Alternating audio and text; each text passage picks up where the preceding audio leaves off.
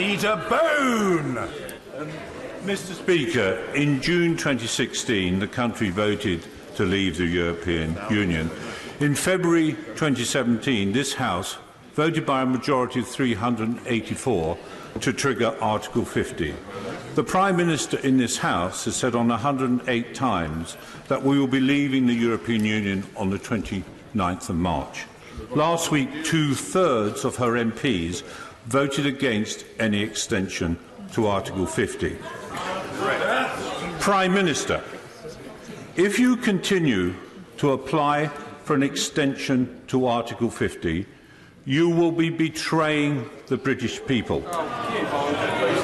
If you don't, you will be honouring their instruction. Prime Minister, it is entirely down to you. History will judge you at this moment. Prime Minister. Order. I'm not having the honourable gentleman denied the chance and the right to be heard. The honourable gentleman must and will be heard. Mr. Peter Bone.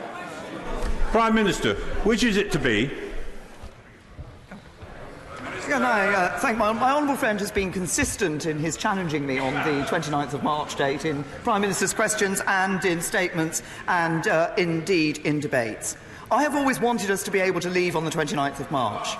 But I believe, as was said during the referendum campaign by those who wanted to leave, that it was better to leave with a negotiated deal with the European Union. Yes. That is why I am saying that I think we should look again at being able to leave with a negotiated deal, but in order to do that we need time for this Parliament to ratify any deal, and in order to do that we need an extension until June the 30th. But as I have said, as Prime Minister, I could not consider a delay further beyond the 30th of June. This is the point at which this House has the decision to take as to what it wants the future to be. That is what is facing this House, and that is a decision I believe we should take, honouring the result of the referendum.